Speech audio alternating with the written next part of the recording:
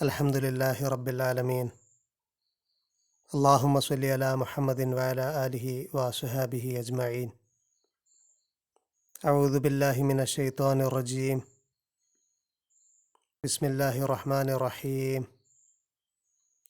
നിസാഉകും ഹർസുൽ ലക്കും ഫഅ്തു ഹർസക്കും മന്നാ ശിഅ്തും വഖദ്ദിമൂ ലിഅൻഫുസിക്കും വത്തഖുല്ലാഹ വഅലമൂ അന്നക്കും മുലാഖൂഹു വബശ്ശിരിൽ മുഅ്മിനീൻ. സ്വദഖല്ലാഹുൽ അലിയ്യുൽ അളീം.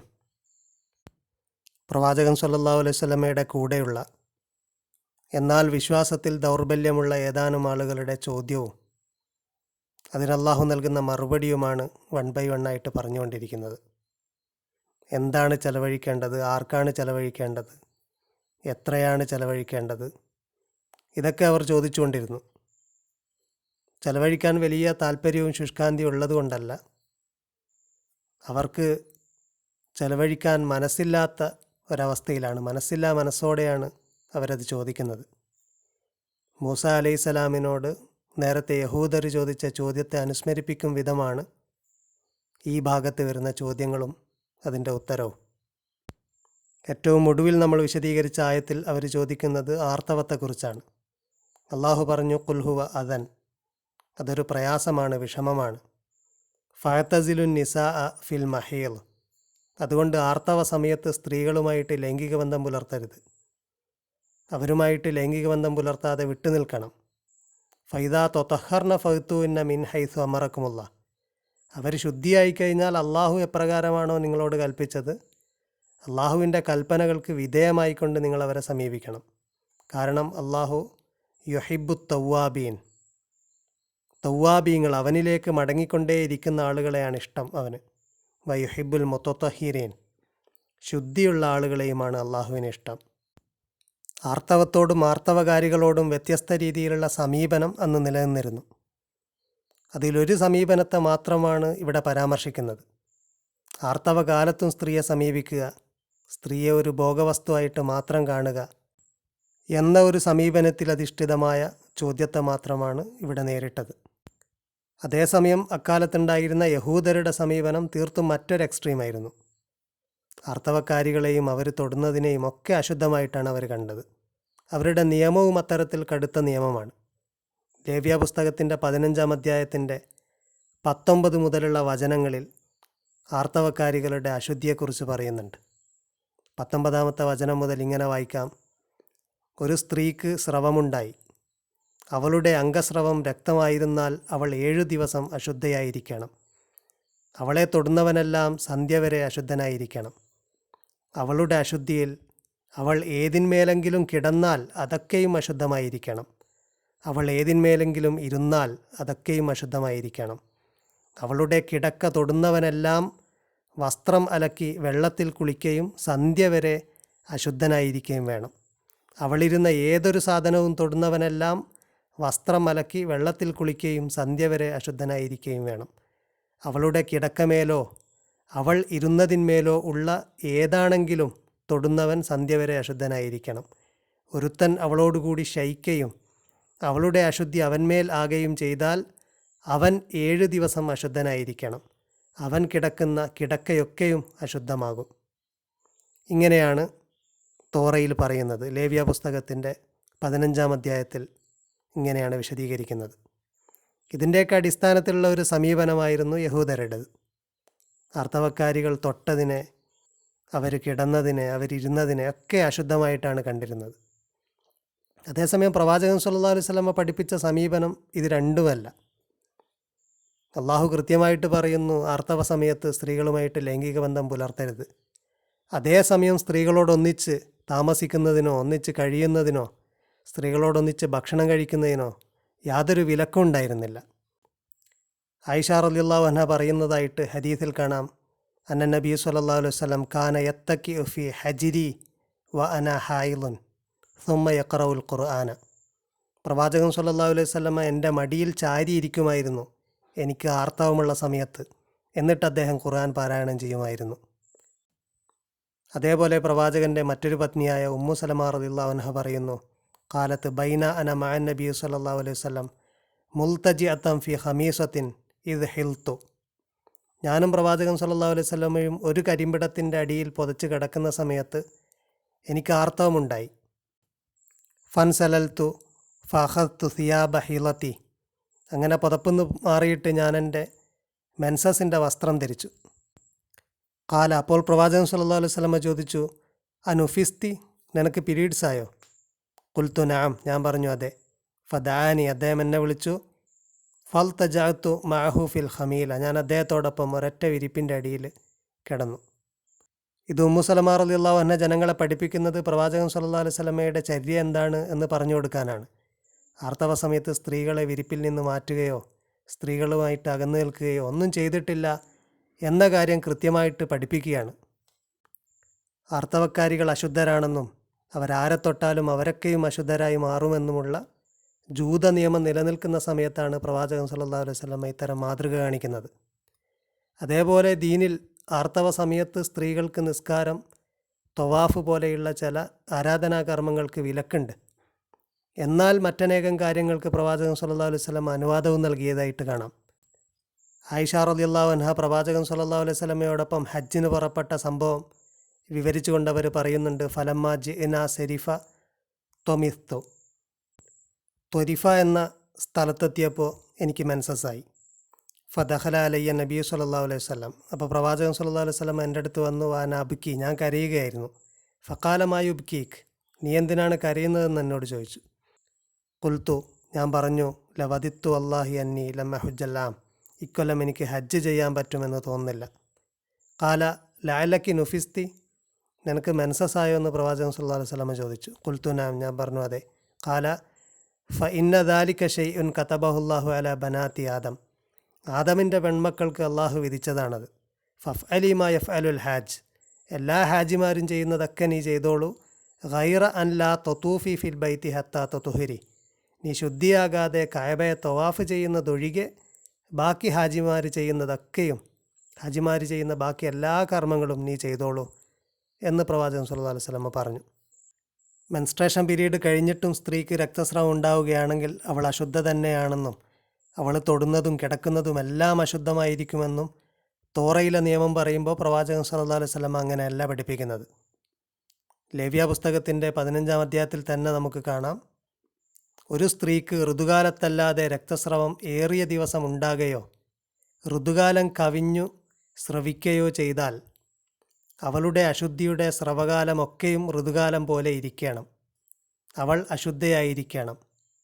രക്തസ്രവമുള്ള കാലത്തെല്ലാം അവൾ കിടക്കുന്ന കിടക്കയൊക്കെയും ഋതുകാലത്തിലെ കിടക്ക പോലെ ഇരിക്കണം. അവൾ ഇരിക്കുന്ന സാധനമൊക്കെയും ഋതുകാലത്തിലെ അശുദ്ധി പോലെ അശുദ്ധമായിരിക്കണം. അവൾ തൊടുന്നവനെല്ലാം അശുദ്ധനാകും. അവൻ വസ്ത്രം അലക്കി വെള്ളത്തിൽ കുളിക്കുകയും സന്ധ്യ വരെ അശുദ്ധനായിരിക്കുകയും വേണം. തോറയിൽ ഇത്തരമൊരു നിയമം നിലനിൽക്കുമ്പോഴാണ് ഫാത്തിമത്തു ബിന്ദു അബി ജുബൈഷ് പ്രവാചകൻ സല്ലല്ലാഹു അലൈഹി വസല്ലമയോട് ചോദിക്കുന്നത്, യാ റസൂലല്ലാ, ഇന്നി ലാ അതുഹുറു, ഞാൻ ശുദ്ധിയാകാറില്ല. അഫാദഉസ്വല, ഞാൻ നിസ്കാരം ഉപേക്ഷിക്കണോ? അങ്ങനെയാണെങ്കിൽ അപ്പം പ്രവാചകൻ സല്ലല്ലാഹു അലൈഹി വസല്ലമ പറഞ്ഞത്, അങ്ങനെ അധികമുണ്ടാകുന്ന രക്തസ്രവം വലൈസ ബിൽ ഹൈല എന്നാണ്. അത് ഹൈലല്ല, അത് മെൻസസ് അല്ല. മെൻസസിൻ്റെ സമയത്ത് നീ നിസ്കാരം ഉപേക്ഷിച്ചോളൂ.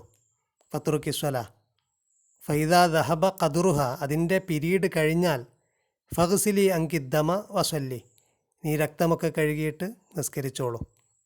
ഇങ്ങനെയാണ് പ്രവാചകൻ സല്ലല്ലാഹു അലൈഹി വസല്ലമ കൊടുക്കുന്ന നിർദ്ദേശം. മെൻസ്ട്രേഷൻ്റെയും മെൻസസിൻ്റെയൊക്കെ കാര്യം പറയുമ്പോൾ വളരെ ശ്രദ്ധേയമാണ്. പ്രവാചകൻ സല്ലല്ലാഹു അലൈഹി വസല്ലമയോട് സ്ത്രീകൾ വന്നുകൊണ്ട് വളരെ ഓപ്പണായിട്ട് ഇതിനെക്കുറിച്ച് ചോദിക്കുകയും പ്രവാചകൻ അവർക്ക് വിശദീകരിച്ചു കൊടുക്കുകയും ചെയ്തിരുന്നു എന്നുള്ളത്. ആയിഷ റളിയല്ലാഹു അൻഹ, ആയിഷ റളിയല്ലാഹു അൻഹയിൽ നിന്ന് ഉദ്ധരിക്കുന്ന ഒരു സ്വഹീഹായ റിപ്പോർട്ടിൽ കാണാം, അന്നംറഅത്തൻ മിനൽ അൻസാർ, ഒരു അൻസാരിയായ സ്ത്രീ വന്നു. എന്നിട്ട് ഖാലത്തിൽ നബി സല്ലല്ലാഹു അലൈഹി വസല്ലം കൈഫ അഗ്തസിലു മിനൽ മഹീൽ, പ്രവാചകൻ സല്ലല്ലാഹു അലൈഹി വസല്ലമയോട് ചോദിക്കുകയാണ്, മെൻസസിൽ നിന്ന് ഞാൻ എങ്ങനെയാണ് കഴുകി വൃത്തിയാക്കേണ്ടത്? അപ്പം പ്രവാചകൻ സല്ലല്ലാഹു അലൈഹി വസല്ലം അതിന് മറുപടി നൽകി, നീ ഒരു തുണിയെടുക്കുക, ഹുദി ഫിർസത്ത മുമസ്സക്ക, മസ്ക് കൊണ്ട് പെർഫ്യൂം ചെയ്ത് തുണിയെടുത്തുകൊണ്ട് ഫതവല്ല ഈ സലാസ, 3 തവണ കഴുകി വൃത്തിയാക്കണം. എന്നിട്ട് എങ്ങനെയാണ് അത് എന്ന് വിശദീകരിച്ചു കൊടുക്കുമ്പോൾ പ്രവാചകൻ അല്പം നാണം വന്ന സമയത്ത് ആയിഷ റളിയല്ലാഹു അൻഹ പറയാണ്, ഫഹദത്തുഹ, ഞാൻ അവളെ പിടിച്ചു കൊണ്ടുവന്നു. എന്നിട്ട് ഫഹ്ബർത്തുഹ ബിമാ യുരീദു നബി സല്ലല്ലാഹു അലൈഹി വസല്ലം, അവൾക്ക് വിശദീകരിച്ചു കൊടുത്തു എന്താണ് പ്രവാചകൻ ഉദ്ദേശിച്ചത്, എപ്രകാരം കഴുകാനാണ് ഉദ്ദേശിച്ചത് എന്ന് ആയിഷ റളിയല്ലാഹു അൻഹ വ്യക്തമാക്കി കൊടുത്തു. ഇങ്ങനെ സ്ത്രീകൾ പ്രവാചകൻ സല്ലല്ലാഹു അലൈഹി വസല്ലമയുടെ അടുക്കലേക്ക് വരികയും കാര്യങ്ങൾ അന്വേഷിക്കുകയും പ്രവാചകൻ അതൊക്കെ വ്യക്തമാക്കി കൊടുക്കുകയും ചെയ്യുന്ന സന്ദർഭങ്ങൾ, അത്തരം സംഭവങ്ങൾ ഹദീസുകളിൽ ഒരുപാട് കാണാൻ കഴിയും. ഒരു വശത്ത് ആർത്തവത്തെക്കുറിച്ചും ആർത്തവകാരികളെക്കുറിച്ചും അവരശുദ്ധരാണ്, അവർ തൊടുന്നതൊക്കെ അശുദ്ധമാകും എന്ന ഒരു കാഴ്ചപ്പാടും, മറുവശത്ത് ആർത്തവകാലത്ത് പോലും സ്ത്രീകളുമായിട്ട് ലൈംഗിക ബന്ധം പുലർത്താം എന്ന ഒരു കാഴ്ചപ്പാടും അന്ന് നിലനിന്നിരുന്നു. ഇവിടെ യസ്അലൂനക്കാനിൽ മഹീൽ, അവർ ആർത്തവത്തെക്കുറിച്ച് ചോദിക്കുന്നു എന്ന് പറഞ്ഞതിൽ ആർത്തവ സമയത്ത് സ്ത്രീകളുമായിട്ട് ലൈംഗിക ബന്ധം പുലർത്തുന്ന കാര്യമാണ്.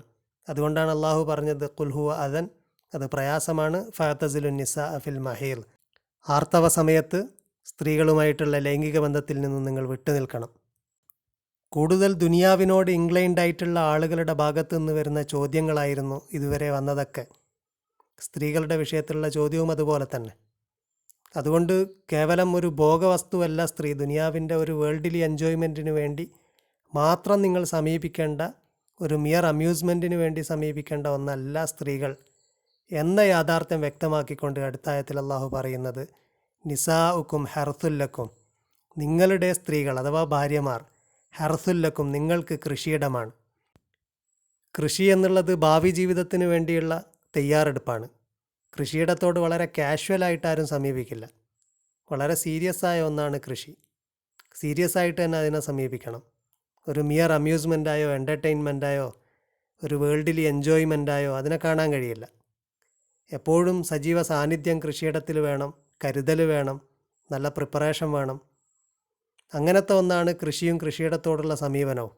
അതുകൊണ്ടാണ് അള്ളാഹു പറഞ്ഞത് നിങ്ങളുടെ സ്ത്രീകൾ അഥവാ നിങ്ങളുടെ ഭാര്യമാർ നിങ്ങൾക്ക് കൃഷിയിടമാണ്. നാളേക്ക് കൊയ്യാൻ വേണ്ടി, നാളത്തെ ജീവിതത്തിൽ ആഖിറത്തിൽ വിജയിക്കാൻ വേണ്ടി നിങ്ങളുടെ കൃഷിയിടത്തിൽ യഥാവിധി കൃഷിയിറക്കിയാൽ മാത്രമേ സാധ്യമാകൂ എന്ന് അള്ളാഹു പറയുകയാണ്. ആഖിറത്തിൻ്റെ കാര്യം പ്രത്യേകം ഈ ആയത്തിൽ പറയുന്നുണ്ട്. ഈ ഒരു സെൻറ്റൻസ് കഴിഞ്ഞിട്ട് വരുന്ന സെൻറ്റൻസ് ഒരുപാട് ആളുകൾ തെറ്റിദ്ധരിപ്പിക്കുകയും ചെയ്തിട്ടുള്ള ഒരു സെൻറ്റൻസാണ്. ഫഅ്തു ഹർസക്കും അന്നാശിയത്തും, നിങ്ങളുടെ കൃഷിയിടത്തിൽ നിങ്ങൾ ഉദ്ദേശിക്കുന്ന വിധം സമീപിച്ചോളൂ എന്നാണ് അള്ളാഹു പറയുന്നത്. ഇത് നേരത്തെ പറഞ്ഞു വരുന്നതുമായിട്ട് കോൺട്രഡിക്റ്റ് ചെയ്യുന്നുണ്ട്. അള്ളാഹു കൽപ്പിച്ചതുപോലെ സ്ത്രീയോട് സമീപിക്കാൻ പാടുള്ളൂ എന്നൊക്കെ പറയുമ്പോൾ ഇവിടെ അള്ളാഹു നിങ്ങൾ ഉദ്ദേശിക്കുന്ന വിധത്തിൽ കൃഷിയിടത്തിൽ പ്രവേശിച്ചോളൂ എന്നും പറയുന്നു.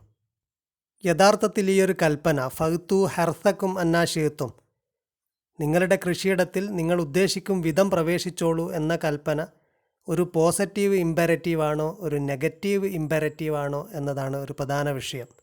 അതായത് നിങ്ങൾ പ്രവേശിക്കാൻ വേണ്ടിയാണോ പറയുന്നത്, അല്ലെങ്കിൽ പ്രവേശിക്കാതിരിക്കാൻ വേണ്ടിയാണോ പറയുന്നത്. ഖുർആനിൽ ചില സ്ഥലത്ത് പോസിറ്റീവായിട്ട് പറയുന്നത്, ഒരു കൽപ്പനയായിട്ട് പറയുന്നത് പലപ്പോഴും ഒരു നെഗറ്റീവ് ഇമ്പരറ്റീവ് ആയിരിക്കും. അങ്ങനെ ചെയ്യാൻ വേണ്ടിയല്ല പറയുന്നത്, ചെയ്യാതിരിക്കാൻ വേണ്ടിയാണ് പറയുന്നത്. സൂറ സുമറിൽ കാണാം, അള്ളാഹുവിന് ഞാൻ ഇബാദത്ത് ചെയ്യുന്നു മുഖ്ലിസായിക്കൊണ്ട്, മുഖ്ലിസൻ ലഹു ദീനി, എൻ്റെ സമർപ്പണം അല്ലെങ്കിൽ എൻ്റെ അനുസരണം അവന് മാത്രമാക്കിക്കൊണ്ട് ഞാൻ അവന് ഇബാദത്ത് ചെയ്യുന്നു എന്ന് പറഞ്ഞതിന് ശേഷം പറയുന്നത് ഫഅ്ബുദു മാ ശിഅ്തും മിൻ ദൂനി, നിങ്ങൾ ഉദ്ദേശിക്കുന്നവരെ അവന് പുറമെ നിങ്ങൾ ആരാധിച്ചോളൂ. നിങ്ങൾ ആരെ ഉദ്ദേശിക്കുന്നു അവരെ നിങ്ങൾ ആരാധിച്ചോളൂ അവന് പുറമെ. ഇങ്ങനെ പറയുമ്പോൾ ഇവിടെ ഉദ്ദേശിക്കുന്നത് അവന് പുറമേയുള്ള ഏത് വസ്തുവിനെയും നിങ്ങൾ ഉദ്ദേശിക്കുന്ന ആരാധിച്ചോളൂ എന്നല്ല. ആരാധിക്കാൻ വേണ്ടി പറയുന്നൊരു കൽപ്പനയല്ല ഇത്. അതേപോലെ സൂറ ഫുസ്സിലത്തിൽ ഇഅ്മലൂ മാ ശിഅ്തും എന്ന് പറയുന്നുണ്ട്. നിങ്ങൾ ഉദ്ദേശിക്കുന്ന നിങ്ങൾ ചെയ്തോളൂ. ഇന്നഹു ബിമാ തഅമലൂന ബസീർ, നിശ്ചയം അവൻ നിങ്ങൾ പ്രവർത്തിക്കുന്നതൊക്കെ കാണുന്നവനാണ്. അവിടെ വ്യക്തമാണ്, അത് ചെയ്യാൻ വേണ്ടിയല്ല പറയുന്നത്, ചെയ്യാതിരിക്കാനാണ് പറയുന്നത്. നിങ്ങൾ ഉദ്ദേശിക്കുന്നതൊക്കെ ചെയ്തോളൂ എന്ന് പറയുന്നത് നിങ്ങൾ ഉദ്ദേശിക്കുന്നതൊക്കെ ചെയ്യാനല്ല. അതുപോലെ ഫമൻ ഷാ ഫൽ യൂമിൻ വമൻ ഷാ ഫൽ യക്ഫുർ, ഉദ്ദേശിക്കുന്നവൻ വിശ്വസിക്കട്ടെ, വമൻ ഷാ ഫൽ യക്ഫുർ, ഉദ്ദേശിക്കുന്നവൻ കുഫർ ചെയ്യട്ടെ എന്നൊക്കെ പറയുമ്പോൾ പോസിറ്റീവായിട്ടാണ് അത് ഗ്രമാറ്റിക്കലി വരുന്നത്. ഫൽ യക്ഫുർ, നിഷേധിക്കട്ടെ. പക്ഷെ അത് നിഷേധിക്കാൻ വേണ്ടി പറയുകയല്ല.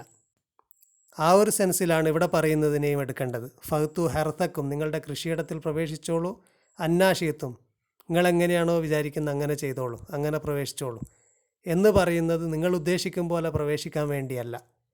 സാധാരണ രീതിയിൽ നാടൻ സംസാരത്തിൽ ഒരുപാട് ഇതിന് സാമ്യമായിട്ടുള്ള ഉദാഹരണങ്ങളുണ്ട്. നമ്മളങ്ങനെ ചെയ്തോ എന്ന് പറയുന്നത് പലപ്പോഴും അങ്ങനെ ചെയ്യാൻ വേണ്ടി ആകാറില്ല. ഇവിടെയും അള്ളാഹു പറയുന്നത് നിങ്ങൾ ഉദ്ദേശിക്കും വിധം ചെയ്യാനല്ല.